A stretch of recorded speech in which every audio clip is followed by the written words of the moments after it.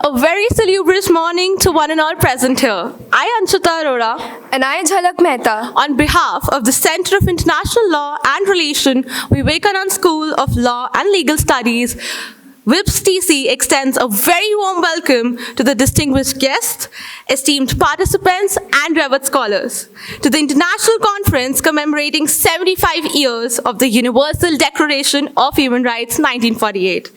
VIPS-TC was established in the year 2000 with a vision to promote excellence in education and impart quality professional education, and is ISO certified and grade A++ accredited institution by NAC. We are proud to collaborate with the esteemed Asian African Legal Consultative Organization, Delhi, the Indian Society of International Law, India International University of Legal Education and Research, Goa, and Maharashtra National Law University, Nagpur. Today, as we embark upon an intellectual sojourn transcending boundaries, let us revisit the Universal Declaration of Human Rights. The modern human rights framework came into existence with the adoption of the UDHR 1948 on 10th December 1948. The states came together and reaffirmed their faith in the fundamental human rights, dignity, and worth of the human person.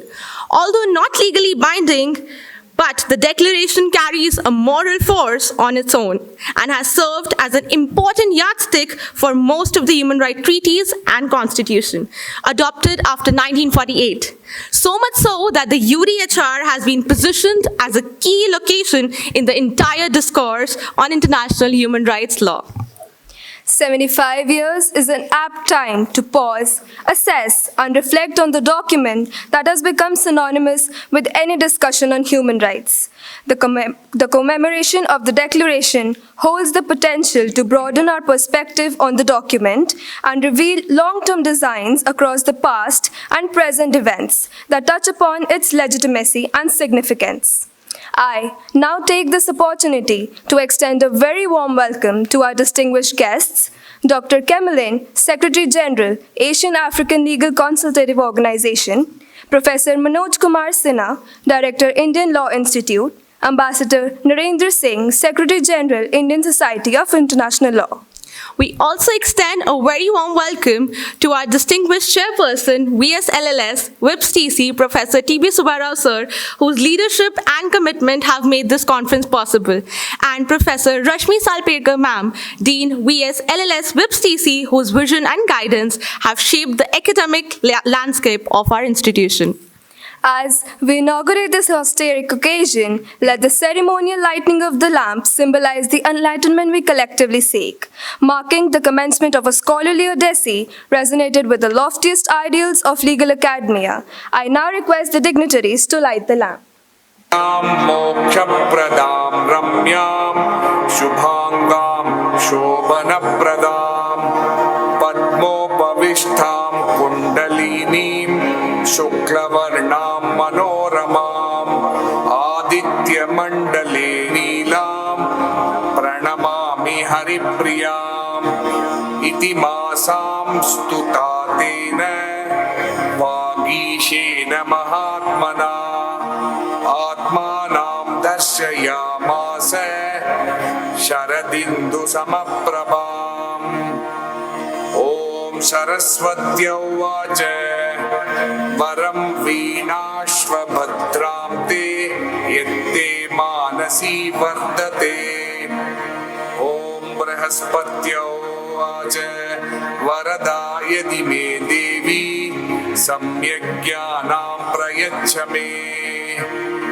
पुनः सरस्वत्यै उवाच इदं ते निर्मलं ज्ञानम् अज्ञानतिमिरापहम् स्तोत्रेणानेन मां स्तौति सम्यक् वेदविदो नरः लभते परमं ज्ञानं मम तुल्यपराक्रमम् त्रिसन्ध्यं यपठेत् नित्यं यस्त्विवदं जपते सदा तेषां कण्ठे सदा वासं करिष्यामि न संशयः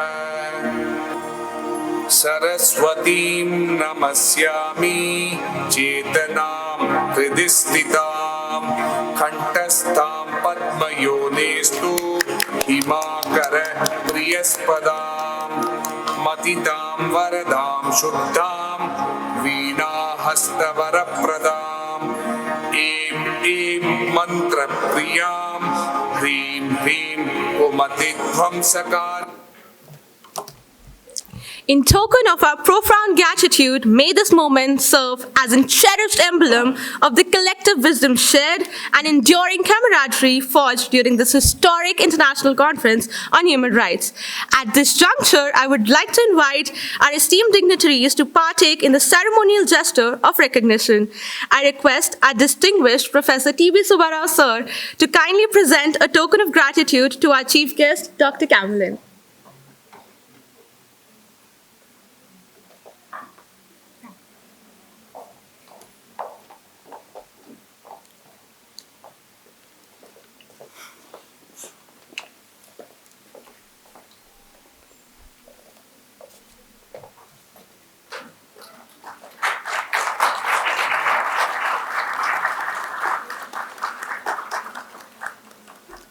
Furthermore, I now request Professor Rashmi Salpekar ma'am to kindly offer a token of appreciation to Ambassador Narendra Singh.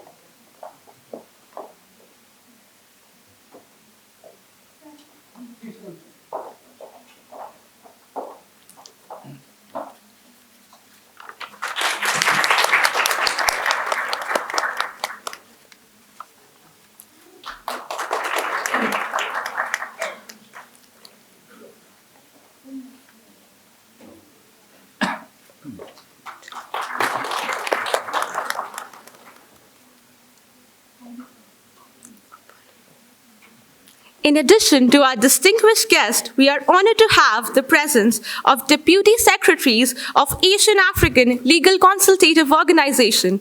I now invite Professor Rashmi Salpekar ma'am to warmly welcome Mr. Yongzhu, Dr. Ali Hassan Khani, and Mr. Yamada, Deputy Secretary General, AALCO.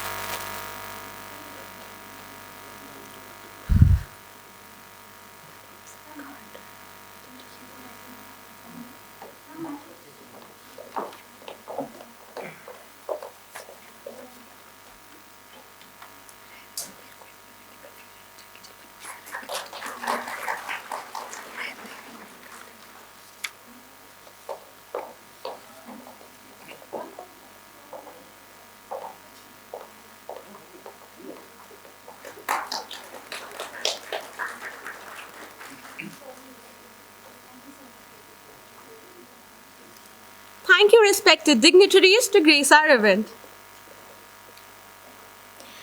In keeping with the legacy of intellectual paragon, it is my distinct honor to invite to the podium Professor T.V. Subbarao Sir, Professor Emeritus and Chairperson, VSLLS VIPS-TC.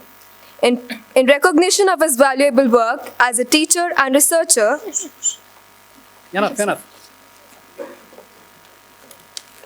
All of you know me. I am a teacher, and I will be a teacher forever, so long as I am there. Good morning, everybody. Is sound okay? On behalf of the management, organizers of this program, my learned colleagues, and my wonderful students, I extend a warm welcome to the galaxy of intellectual giants who have come here to interact with us on a wonderful day wherein we are celebrating in commemoration of Universal Declaration of Human Rights, 75 years. We acknowledge and congratulate the charities of this program, my dear friends. It is not a small thing. Besides our VSLLS, we have AALCO people here, ISIL people, and then International University of Legal Education and Research, Goa, and Maharashtra National Law School, Nagpur. All these people made it possible to conduct this program, my dear friends. Specifically, I should say the guests that are invited, I did not use it in a loose term. They are intellectual giants. Look at Dr. Kamalene Pinitwadal. His background, pronunciation of name is a bit difficult for us, but I think I have pronounced it correctly.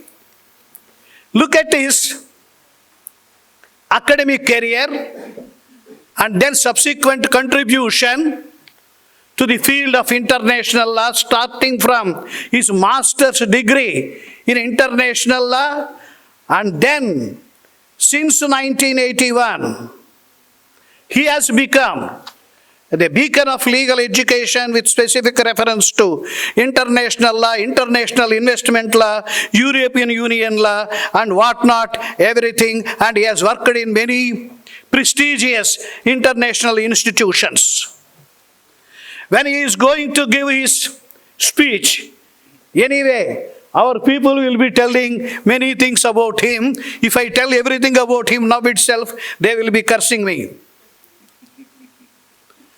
Yet another person, he is part of our institution, Dr. Narendra Singh Ji. His background, if you can see, and his contribution to international law, it is a wonderful one. Now he present, he is Secretary for the Secretary General of Indian Society of International Law. And then his contribution, when he is sitting with me just now, he handed over 1.5 page write-up, wherein he was telling about how to strengthen the teaching of international law. So he has given me the theme to speak now. My friends, we are celebrating 75 years of what? Universal Declaration of Human Rights. Wonderful, my dear friends. In which context we are doing it? When innocent people, children, even newly born children, they're all sucked into the vortex of violence. Not only just happening Hamas-Israel conflict, there was a conflict of Russia and Ukraine. It is celebrating 1 year completion, my dear friends. Where have these rights gone? Is there right to life, right to dignity? So leaving aside, my dear friends, the expression of anguish, generally I react openly. It is an anguish. What is that international community doing?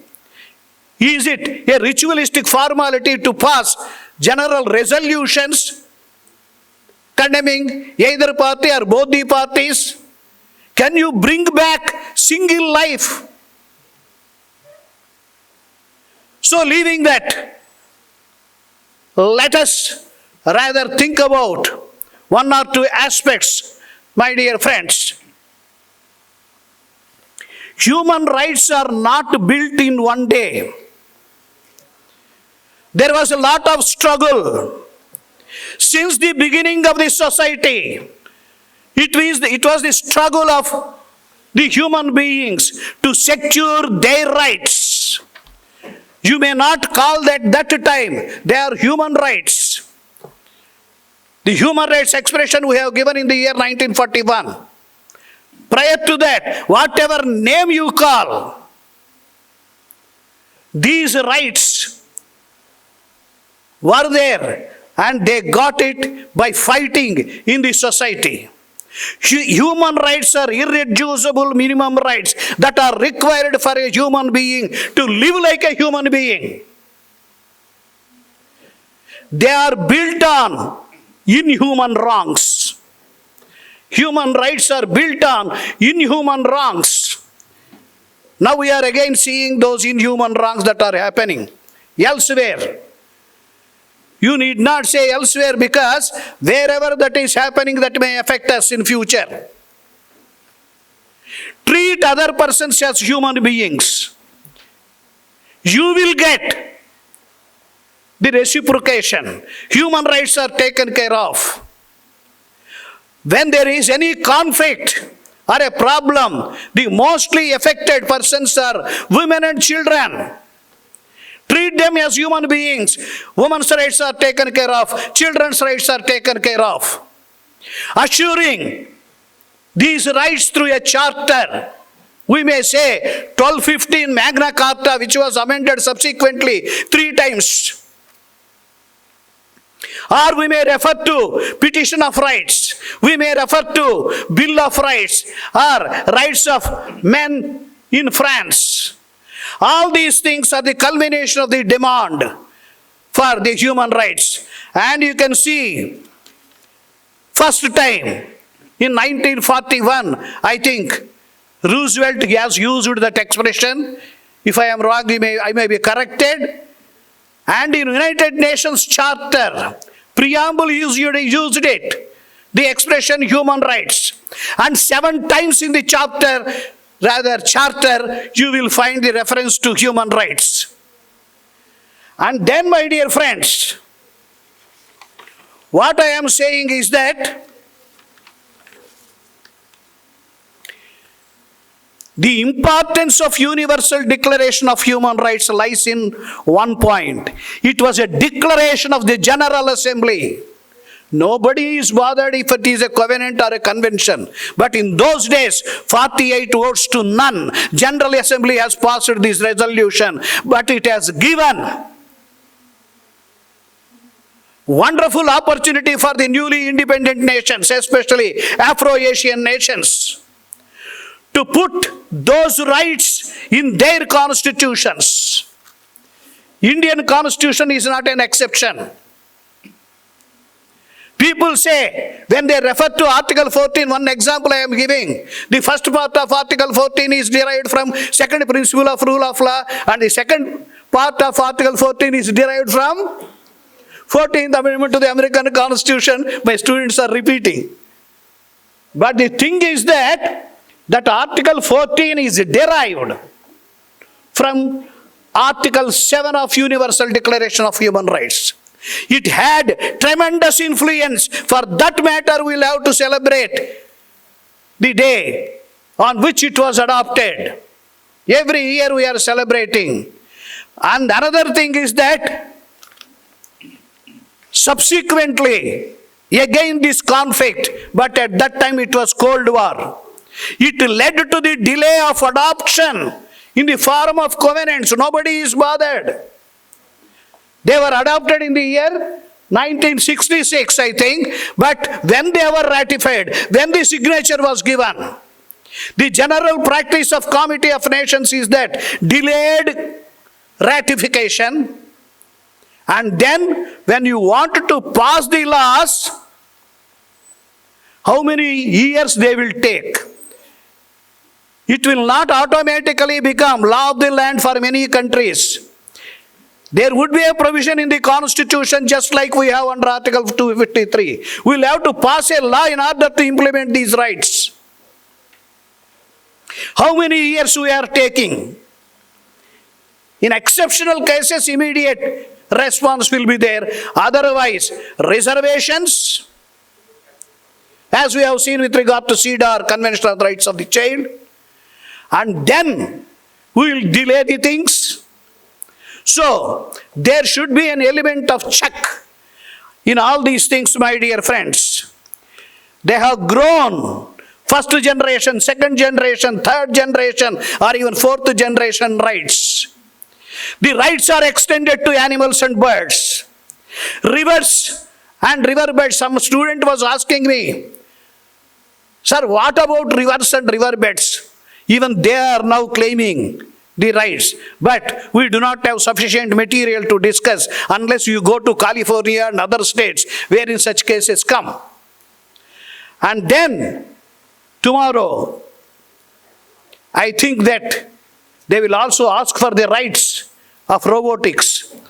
And then the machinery created by artificial intelligence. And we will have to draft it again. And we will have to comment it again as academicians. This is going to happen, my dear friends. Now, taking into account our Secretary General's concern, education. Are we successful in human rights education is the first question. There are two things that are involved, my dear friends. I am not going to take much time. Already I must have taken. She must be grinding her teeth. Our dean will send asleep. Sir, 10 minutes over. Is it not? You see. Student also says yes.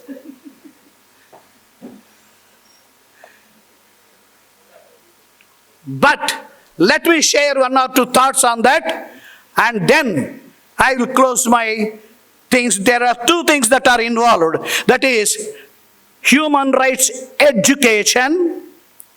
Number one, why you are seeing the watch? There is a meaning when Dean sees. She is seeing. Human rights education, number one. What is the role of the teachers? Nobody touched upon that. So, when his dream has to come a reality, these two things have to be insisted upon. Maybe it is with regard to general international law, role of the teachers. It is not merely passing on the information, it is passing on rather knowledge. You have series of resolutions and conventions relating to human rights education. You can see in the Universal Declaration of Human Rights itself, importance of human rights education. I think it is 26.2. That is one thing. And in the preamble itself, you can see Universal Declaration of Human Rights. I used to tell in the class, for every right to be ensured, there must be availability, accessibility, acceptability, and quality assurance. With regard to accessibility, what is required? Number one, physical accessibility. Teeming millions of people, struck with poverty, looking for food. I need not tell the people sitting here, they must have got plenty of literature over that. Did they have accessibility? Physical. And the second one is economic accessibility. The third one, wherein our role comes, is informative accessibility. Are we able to discharge? Unless we discharge that one, you will not get this triangular satisfaction, fulfillment, and then respect and protect. Fulfillment, respect and protect. Then only we are satisfied, we are successful, my dear friends. And as I have told you, there are number of conferences or conventions I am not going to deal specifically. Since 1995, that was the first period, first decade.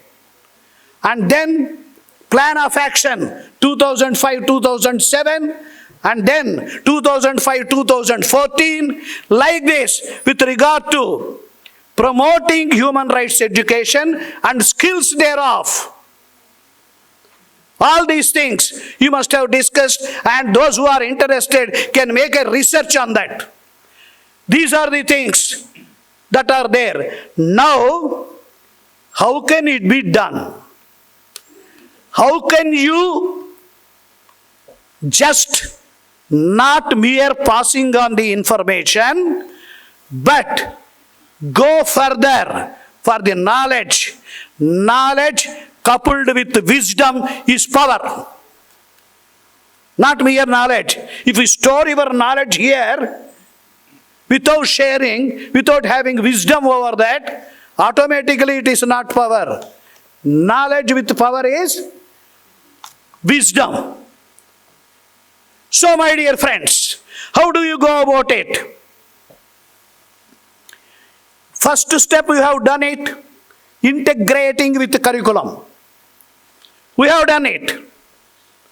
Even with regard to international law, we have done it.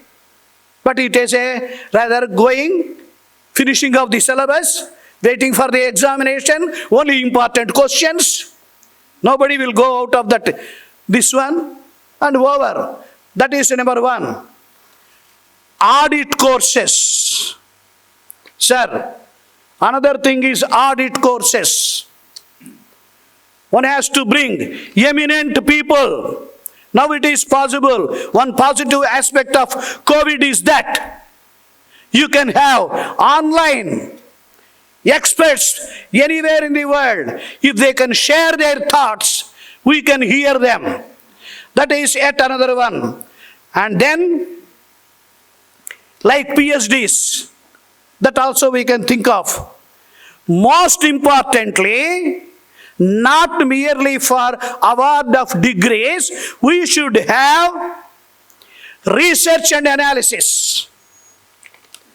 How many institutions have that one? We have center, conduct some programs, over. It is not like that. Make a research, analyze it, give recommendations. Today they may not hear, but by tomorrow they will be able to hear what you are doing. It is not merely collecting the statistics. Statistical averages sometimes may be dubious as well. So, my dear friends, the next stage is, after research and analysis, after the role I have told you, there is a role for the teachers. Number of times I have told you, the destiny of any nation is dictated by the teachers in the classrooms. The teachers who were admirers of Adolf Hitler, they were responsible for tutoring the students, and the result is Second World War. They are so powerful. But at the same time, positive contribution can also come from them if they are committed to it. Destiny of any nation is molded by the teachers. Not only Kothari Commission, even new education policy also says the same. And then, my dear friends, when you are teaching, I told you I am not going to give you again techniques of teaching here. Time is up. There are certain techniques to be followed when you start teaching human rights. The credo I was telling: update, upgrade, and enrich. Otherwise, you are useless stencil. If you just repeat whatever that is there in old textbooks, over. Update, upgrade, and enrich your knowledge. He should be always a lighted candle in himself, the teacher. Otherwise, he cannot lit the candles of the students. That is the thing which I used to tell. And then certain things we should not forget. Theoretical foundations of human rights, not merely evolution.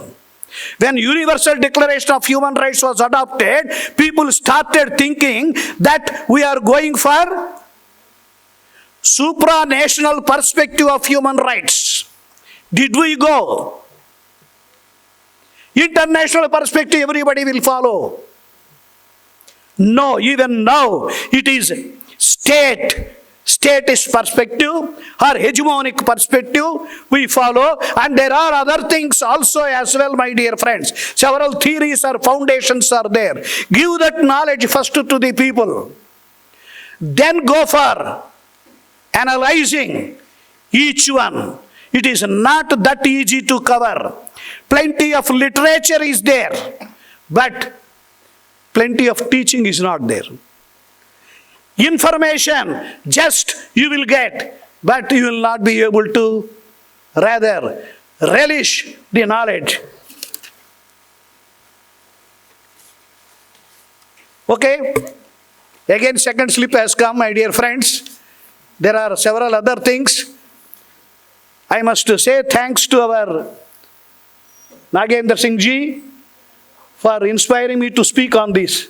Otherwise, I would have spoken only on some ritualistic things about Universal Declaration of Human Rights and kept quiet. So, for the delay, if any, he is responsible, not myself. Thank you, my dear friends.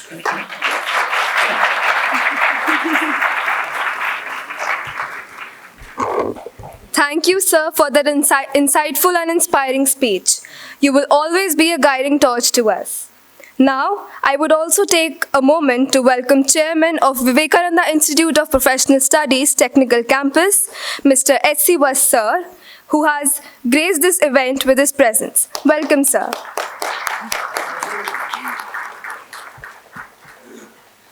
Now, I would start with some words for a beacon of legal sagacity, Ambassador Narendra Singh, sir, who has served as the chairman of the United Nations International Law Commission and a legal advisor in the Ministry of External Affairs.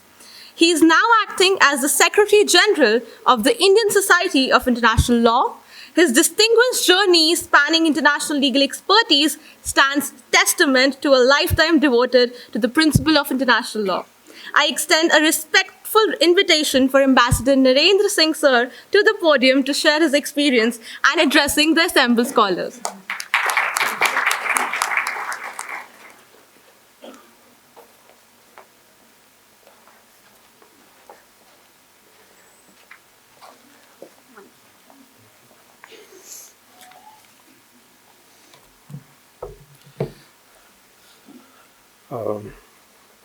Honorable Dr. Kamalini, Secretary General of the Asian African Legal Consultative Organization, Chairman Professor Subbarao, Professor Rashmi Salpekar, Dean, distinguished guests, faculty members, students. It's a pleasure for me to be here once again at the Vivekananda Institute and to share my experience and some views on the very important topic we have today, that is the 75 years of the Universal Declaration on Human Rights. Professor Subbarao has already highlighted some of the important aspects of the Universal Declaration and its relevance. So to begin with, from the UN Charter, as you're aware, the Charter was the outcome of the two world wars, and in the preamble, it recognizes that and starts with the words, "We, the peoples of the United Nations, determined to save succeeding generations from the scourge of war, which twice in our lifetime has brought untold sorrow to mankind, and to reaffirm faith in fundamental human rights, in the dignity and worth of the human person, in the equal rights of men and women, and of nations large and small." So the United Nations commitment to promotion of human rights begins with the preamble itself. And this continues in other substantive provisions of the Charter. Under Article 13, the General Assembly is mandated to take steps to further development of the human rights law. And in Articles 55 and 56, further, the Charter specifies that human rights also include the economic and social development of people, and that it is the duty of all persons, all countries, to assist in this endeavor. That is, human rights is not the individual responsibility of each state, but it's a collective responsibility, a global responsibility, you may say. Now, coming to the Universal Declaration, this was adopted soon after the UN was established, that is within 3 years. Now, when we look at the founding of the UN in 1945, about 1/3 of the world's population was still living under colonial rule. Around 750 million people. And India, one of the original members of the United Nations, was also at that time under colonial rule. It was British India which became an original member of the UN. So, in 1947, India became independent, and one of the major objectives of the UN was the end of colonialism. It has provisions in the Charter, the Trusteeship Council was set up, and the newly independent countries, which for the first time had a role in formulating rules of international law, they were keen on certain subjects, on certain areas, because of their colonial past and the injustices and the difficulties which they had suffered and they had faced. So some of these issues came as a result of the desire of the newly independent countries. One was the Declaration on Granting Independence to Colonial Countries and Peoples, which recognized that all countries, all peoples have the right to self-determination and to govern their own destinies. Now, why was colonialism such an important matter? Because colonialism was one of the worst forms of violation of human rights. It's a collective violation of the rights of the entire population of a territory. And the colonial powers, mainly the West European powers, the industrialized states at that time, they used principles of international law to justify their occupation of lands of other countries, to justify their exploitation of the resources, and also the manner in which they treated the people of those countries, referring to them as barbarians and therefore having no rights under international law. And it was one of their missions to convert them to Christianity. But the real reasons, of course, were economic exploitation. And not only they exploited the land, the resources, all the minerals, etc., the markets, even the people were made into a commodity. The slave trade, the worst form of exploitation of humans. And we also had the near eradication of entire populations, like in the American continent, Australia, New Zealand. The original inhabitants are reduced to living on few reservations. So that was the extent to which the colonial powers had abused their power and the rights of the people of the countries which they subjugated.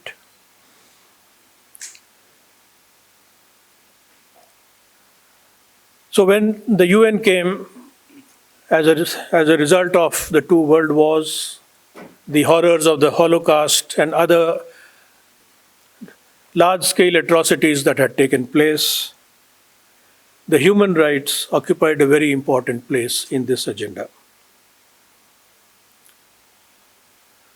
The UN Declaration on Human Rights came in 1948.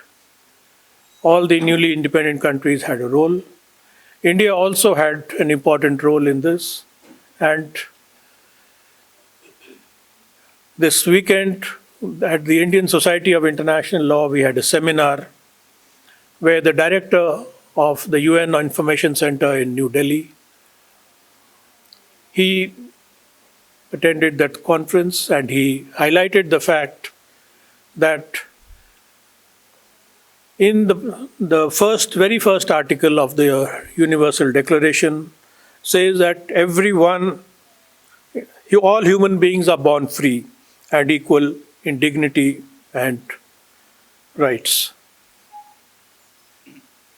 Now, when this was being drafted, initially, the term used was all men are born free. And it was the Indian delegate, Hansa Mehta, who insisted that we cannot refer to all men only. Women cannot be left out.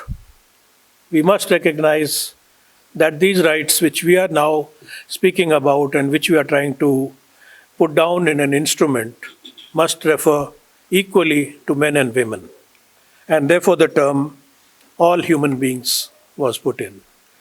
And the justification or the argument given in favor was that in many societies around the world, women are not accorded equal rights with men.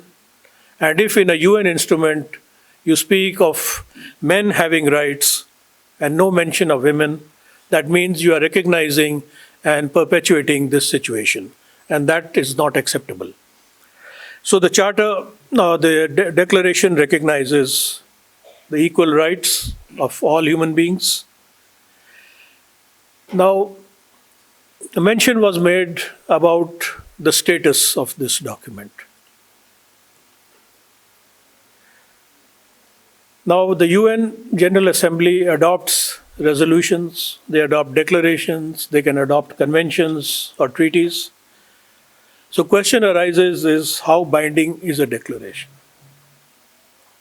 Now the resolutions, the language of every resolution says after the preamble, the General Assembly recommends, and then it goes on to list 1, 2, 3. But a declaration is different. It does not use that language. It says the General Assembly declares. That means you are declaring something as self-evident, as already existing, and therefore no need for countries to sign and ratify, because it is a fact, as declared by the General Assembly. So that is the importance of the Universal Declaration. And the Universal Declaration is now translated into almost all languages of the world. It is available everywhere, so that more and more people are aware of the rights that the international community recognizes for all human beings. The Universal Declaration was also the impetus for the development of the human rights law, for which, as I mentioned, the General Assembly was given a mandate under the Charter. Now, the difference was recognized when two covenants were adopted in 1966, that is the Covenant on Civil and Political Rights and the Covenant of Social, Economic and Cultural Rights. In case of social, cultural and economic rights, it was recognized that the full achievement of those rights will take a long time. And therefore, the obligation here is one of best effort. And it's an obligation not simply that of individual states, it's a collective obligation. That is what the covenant also emphasizes. And the importance of this commitment is again being reinforced most recently in the Sustainable Development Goals, which were adopted by the UN General Assembly in 2015. If we look at the very first few of these goals, they begin with the eradication of poverty, the eradication of hunger, access to water, access to energy and education.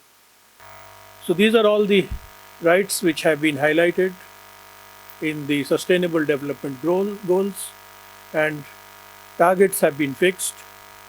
Earlier targets were fixed under the Millennium Development Goals, but as we are aware, most countries, including India, did not meet those targets. And even in the case of the Sustainable Development Goals, there has been a setback because of the COVID which came in between, and some of the achievements which had been made, there has been a loss or there has been a slide back in the situation. So, but that means we have to rededicate our efforts and increase our efforts. Now, there are other factors also which affect human rights around the world. And one which has been highlighted by the UN Secretary General in his message, and also by the UN High Commissioner for Human Rights, is, and which was also mentioned by the Chairman, Professor Subbarao, is the various conflicts around the world. There are at present several conflicts which are going around, the major ones, of course, being Russia, Ukraine, the Hamas, the Palestine and Israel. Now, wars, any conflict has a serious impact on civilians. And increasingly we find that civilians are being targeted, civilian facilities are attacked, hospitals become targets of war, and civilians are imprisoned and subjected to other difficulties. So unless the world is at peace with itself, we cannot fully realize the essential human rights for everyone. And human rights is not a matter of simply saying that we implement human rights. Human rights affect all areas of governance. Every act of governance in a country affects human rights of the people. Whether it is the provision of infrastructure, whether it is the provision of the basic needs of the population, healthcare, education, etc. Everything that government does must take into account the needs and requirements of the people.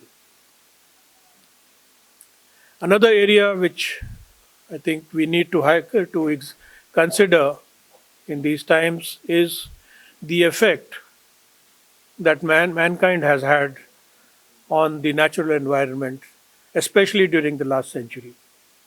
The rapid industrialization has led to irreversible harm to the environment. The air is polluted, our rivers and oceans are polluted.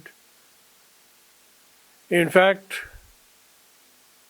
a lot of land-based garbage ends up in the oceans. According to one estimate, there is one patch, the largest patch of garbage in the Pacific Ocean, which spans an area of 1.6 million square kilometers. Now, if you want to compare that, this area is bigger than that of the 4 largest states in India: Uttar Pradesh, Madhya Pradesh, Rajasthan, Maharashtra. You combine these 4 states, and this patch of garbage, floating garbage in the Pacific, is bigger than these 4 states combined. So this is now the biggest challenge before us. The food we eat is contaminated, the water we drink is contaminated, and increasingly we are being warned that unless we can put a stop to global or put a check on global warming, the world as we know it is not going to survive. So I leave you with these thoughts, and I close my address over here. Thank you. Thank you, sir, for shedding light on international jurisprudence on human rights. Your insights have truly enriched our understanding. We now welcome the distinguished presence of our chief guest, Dr. Kamalin, Secretary General of Asian African Legal Consultative Organization. Sir started his career as a lecturer, where he taught and researched in the areas of private international law, international investment law, international trade law, international economic law, international law on children's rights, and European Union law. A luminary in his own right, Kamalin, sir, with a wealth of experience and profound wisdom in international law, honors us with his presence. I extend a warm welcome to sir to ascend the podium and grace us with his thoughtful words.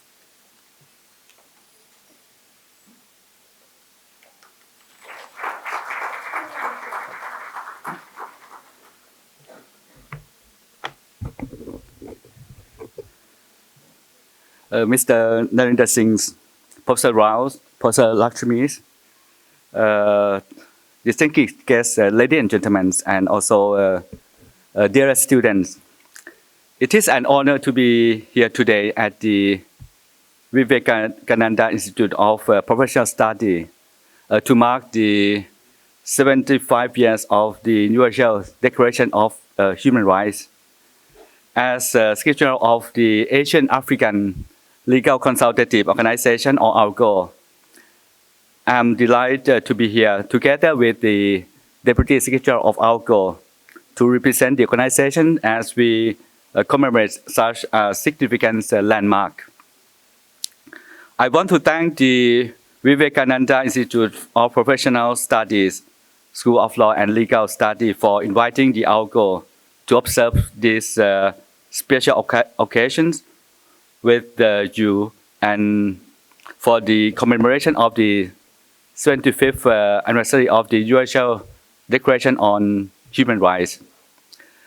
75 years ago, on 10 December, the United Nations General Assembly approved the Universal Declaration of Human Rights at a meeting in Paris, laying one of the founding stones of international orders that emerged following the Second World War. Every year on December Every year on December 10th, the world observes the Human Rights Day, commemorating the adoption of the Universal Declaration of Human Rights in 1948. This landmark document outlines the fundamental rights and freedoms that all human beings are entitled to, regardless of their race, religion, gender, nationality, and any other status. The Universal Declaration of Human Rights is a natural extension of the UN Charter. It reaffirms the universal and indivisible natures of economic, cultural, social, civil, and political rights. And today, the Universal Declaration of Human Rights is the most translated document in the world, available in more than 500 languages. Over 75 years, it has served as a central reference point for progressive national law as well as key body of international laws. The Universal Declaration of Human Rights is one of the most important international instruments ever adopted after 75 years. It remained timeless and as relevant today as ever. It reaffirms the equal and inalienable rights of all human beings.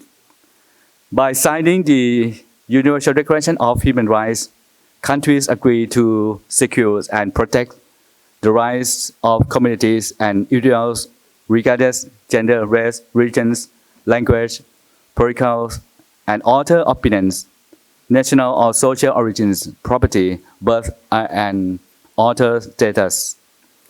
The Universal Declaration of Human Rights is the very foundation for realizing a shared vision of humanity and building a world where no one is left behind.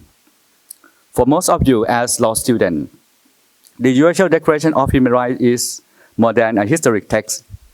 It is a roadmap for the principles that will guide your future practice. Its universal principles, the rights of life, liberty, and security, freedom from torture and discrimination, and the rights to work and education, are the cornerstone upon which legal systems worldwide are built. As we celebrate the 25th anniversary of the Universal Declaration of Human Rights, we must reflect on the progress made and the challenge that persists. The principles articulated in the declarations have undoubtedly influenced legal frameworks, policies, and international relations. However, the journey toward the full realization of these rights is ongoing. Discrimination, inequalities, and systemic human rights abuse continue to afflict society around the world, underscoring the need for renewed commitment and collective action. In commemorating the Universal Declaration of Human Rights, we recommit ourselves to the pursuit of a world where the principles of justice, equality, and human dignity are not mere aspirations, but lived reality for every individual. Post-World War II period saw a rapid decolonization and consequently the emergence of newly independent states. Asian African leaders decided to come together in Bandung in Indonesia for the historic first summit of Asian African leaders in April 1955. The Afro-Asian leaders in their final communique declared that full support to the fundamental principle of human rights as set forth in the Charter of the United Nations and took note of the Universal Declaration of Human Rights as a common standard for achievement and for all people and all nations. The Bandung Conference also declared its full support of the principle of self-determination of people and nations, as set forth in the Charter of the United Nations, and took note of the United Nations Resolution on the Rights of People and Nations to Self-Determination, which is a prerequisite of the full enjoyment of all fundamental rights. The Asian African Legal Consultative Organization, or AALCO, AALCO, originally known as the Legal Committee, had a small beginnings as it was originally composed of 7 principal states. It was founded on 15 November 1956 with the objective of promoting and protecting the interests of the Asian state in international matters. Its name was changed to Asian African Legal Consultative Committee in April 1958 to include the participation of states from the African continent. In June 2001, its name was changed to the Asian African Legal Consultative Organization, or AALCO. The organization is considered to be the tangible outcome of the Bandung Conference of Asian Africans held in Bandung, Indonesia in 1955. To date, AALCO, with the 47 member states, work under the Bandung spirit, calling for solidarity, friendships, and cooperation of Asian and African countries in the development and progressive codification of international law, particularly through the engagement with the International Law Commission, or ILC. AALCO mandate go beyond legal cooperations. It encompasses a commitment to fostering dialogue, understanding, and cooperation amongst Asian African nations. AALCO has played a crucial role in addressing the unique challenge faced by the third world countries in the realms of human rights by facilitating legal cooperation among the member states. AALCO's commitment to the ratification and implementation of the human rights instruments within member states is a testament to its dedication to the universality of human rights. The organization recognized that the protection of human rights requires a concerted effort at both the regional and international level. By actively promoting the ratification of the international human rights treaties, AALCO contributes to creating a legal framework that aligns with global standards. For example, out of 47 AALCO member states, 39 have ratified ICCPR, or the International Covenant on Civil and Political Rights, and 42 member states have ratified ICESCR, or the International Covenant on Economic, Social, and Cultural Rights. This reflects the commitment of our member states toward upholding human rights. The AALCO's recent work programs consist of a myriad of human rights issues, such as the status and treatment of refugees, legal and protection of migrant workers, establishing cooperation against trafficking in women and children, human rights in Islam, and peaceful settlement of disputes. It is of important to note that with pride that burden sharing, which was AALCO's original and outstanding contribution to the first in this field, is today one of the principal taking point of refugee law, policies, and jurisprudence. A tangible outcome of our work on refugees is the Bangkok Principle of the Status and Treatment of Refugees of 1966. Moreover, a model legislation on refugees was also prepared by the AALCO Secretariat, and we have released several studies on the issue over the years.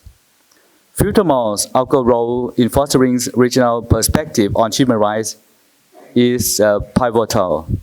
By providing a platform for dialogue that respects the diverse cultural, historical, and legal contexts of its member states, AALCO ensures that human rights approaches are tailored to regional nuance.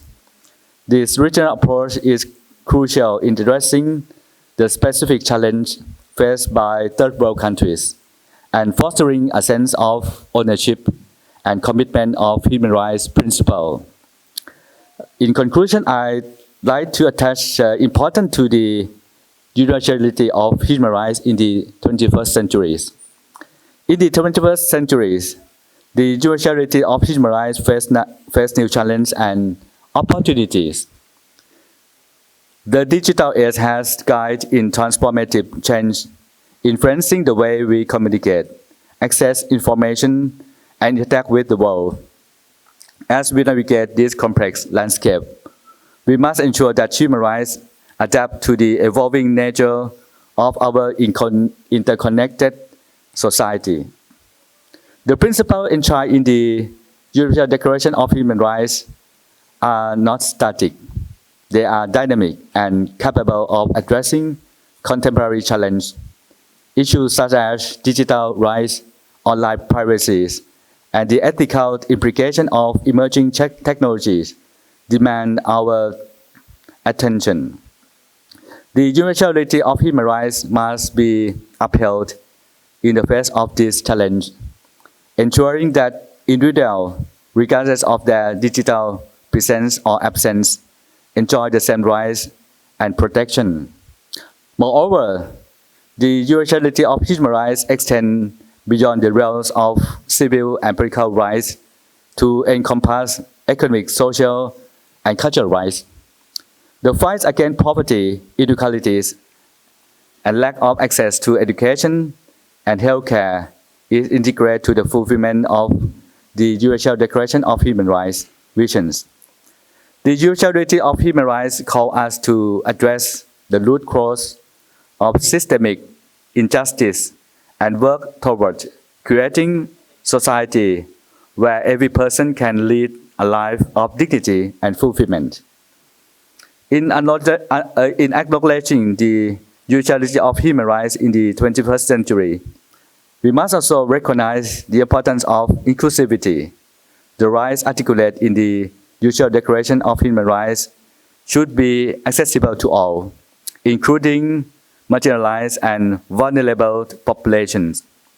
The universality of human rights demands that our effort to protect and to promote this right that leave no one behind.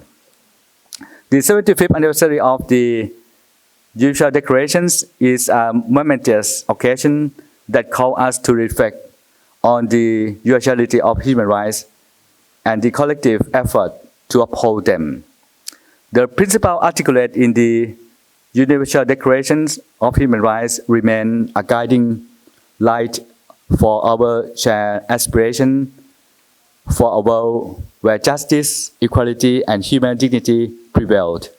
And AALCO's commitment to human rights in the third world countries is a testament to the organization's commitment to the universality of human rights. So I wish you all a successful conference, and thank you very much for your attention. Thank you.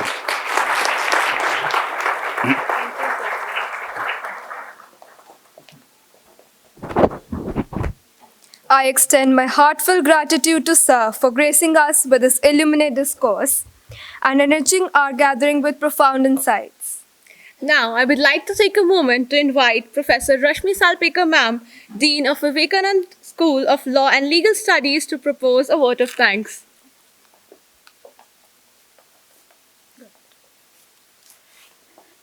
Good morning, everyone. Am I audible? Good morning. So wish you all very happy Human Rights Day. So yesterday it was 10th December. So Human Rights Day we celebrate on 10th of December. But it was Sunday and you people have right to have one holiday. So therefore, without violating your right to holiday, we thought that let's have conference on a working day, that is Monday. My dear students, on behalf of Vivekananda Institute of Professional Studies, on behalf of all of you, I would like to extend warm thanks to all the dignitaries who are sitting on the dais, starting from the Secretary General of Asian African Legal Consultative Organization, that is AALCO. So I would like to thank the Secretary General of AALCO, Dr. Kamalin, as also Secretary General of Indian Society of International Law, Dr. Narinder Singh. I also would like to thank all the collaborators of this particular international conference. When I discussed with our chairperson, Professor Dr. T.V. Subbarao, that can we have an international conference on human rights to celebrate 75 years of UDHR. So he said that yes, why not? And in fact, he encouraged me to have some more collaborators, some more partners in this international conference. It was because of him that we joined hands with two more national law universities. One is from Goa and another is from Nagpur. So in totality, we all five are organizing this international conference. This is the first time when AALCO has come to Vivekananda Institute of Professional Studies. So this is a historical movement for all of us. So thank you so much, sir, for your presence.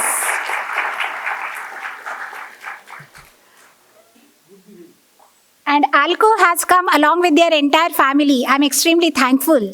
So we have Deputy Secretary General, Mr. Jun Yamada, he is from Japan. We are having Mr. Yong Zhu, Deputy Secretary General, he is from China. Dr. Ali Hassan Khani, Deputy Secretary General from AALCO, he is from Iran. And plus, we are also having the legal officers from AALCO, Ms. Nauzat, Dr. Sumi, and Dr. Abraham Joseph. And in addition to this, the director, Dr. Shikhar Ranjan, and he was the one who coordinated for all these collaboration. So special thanks to Dr. Shikhar Ranjan. Thank you so much, sir. We would like to thank the Vice Chancellors, Honorable Vice Chancellor of National Law University from Goa. Its name is IIULER, Indian University, Indian... National University. Yeah, okay. Yes, sir? Legal Studies and Research. So this long name is from the Goa. And also Maharashtra National Law University, Nagpur, Professor Vijendra Kumar. So I'm extremely thankful to Honorable Vice Chancellors of these two institutions. And last but not least, Indian Society of International Law. My dear students, just near to Supreme Court, in fact, opposite to Supreme Court of India, this in Krishna Menon Bhavan, you will find Indian Society of International Law, very old institution and devoted mainly for international law, and it's all branches of international law. So as you know, in VIPS also we are having Center for International Law and Relations. Dr. Navjeet is the convener, and all faculty members who are dealing with international law, they are the members. For example, Aditya, Abhinav, Abhishek, Hani, Anjali, Kanchan. So all these faculty members, they are the members, and many students, they are the executive members also to this center. So whenever I visit society, I always see that yes, one international society, we must also have inside the VIPS. So that is why this particular center we are developing, and I'm extremely happy that this particular center is coordinating very efficiently along with all of you this particular international conference.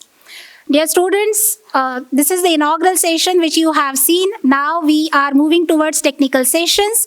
We will be having 5 technical sessions. 2 are offline and 2 are online.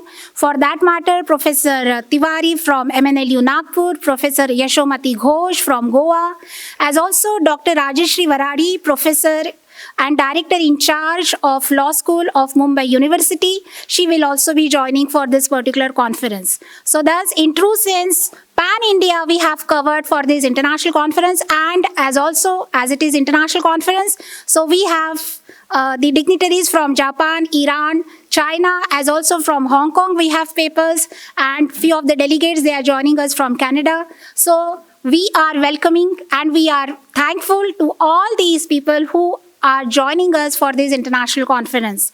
With this, I would like also to thank our supportive management, Dr. S. Sivas. He was attending inaugural also, as also Mr. Sunit Vats, Vice Chairman, sir.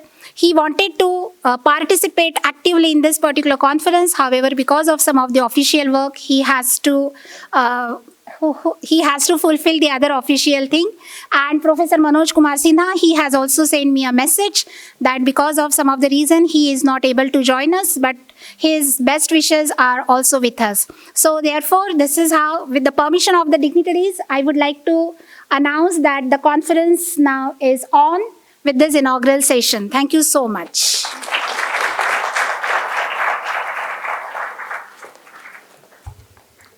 Thank you so much, ma'am, for always guiding us. I extend my deepest appreciation to each dignitary for their enlightening remarks, contributing to the... Now, I kindly request you all to stand together for National Anthem, a harmonious culmination of this memorable occasion. Let the spirit of unity resonate as we honor our beloved nation.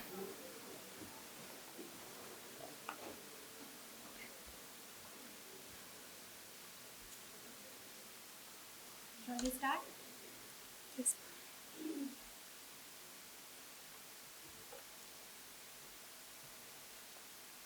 जनगण मन अधिनायक जय हे भारत भाग्य विधाता पंजाब सिंध गुजरात मराठा द्राविड़ उत्कल बंगा विंध्य हिमाचल यमुना गंगा उच्चल जलधि तरंगा तव शुभ नामे जागे तव शुभ आशीष मागे गाहे तव जय गाथा जन गण मंगलदायक जय हे भारत भाग्य विधाता जय हे जय हे जय हे जय जय जय जय हे